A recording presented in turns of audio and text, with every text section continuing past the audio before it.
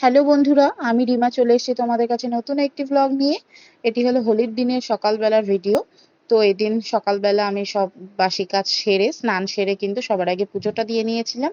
ওর বাবাকে বলেছিলাম যে হোলির দিন তুমি সবার আগে মিষ্টি নিয়ে এসো, আমি সুন্দর করে আবির দিয়ে সাজিয়ে আগে পুজোটা দিয়ে নেব।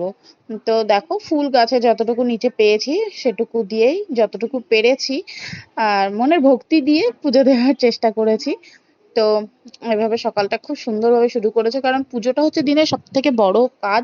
সেটা হয়ে গেলে সকালটা মনটা ভীষণ ফ্রেশ লাগে আর দিনের শুরুটাও খুব ভালো হয়।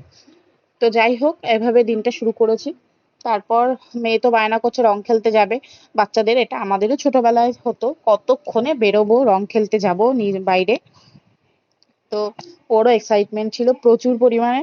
তো আমি সকালবেলায় সাজিয়ে গুছিয়ে সব রেডি করে রেখেছিলাম, ওর পিচকারিটা বের করে সবকিছু। এই যে ওর বাবা পুজো হওয়ার পর, কমপ্লিট হওয়ার পর প্রণাম করে নিচ্ছে, ভগবানের পায়ে আবির দিয়ে নিয়েছিল। তো এবার মেয়ের এবার মেয়েকে নিয়ে নিচে যাওয়ার পালা। এই যে মেয়ে তো আমার আগে, ওকে নিচে পাঠিয়ে দিতে বাধ্য হয়েছি। ঘরের মধ্যে প্রচন্ড পরিমাণে বায়না করছে নিচে যাওয়ার জন্য। নিচে এসে দেখি কাউকে চিনতে পারছি না, সবাই রং খেলে এক একটা ভূত হয়ে রয়েছে।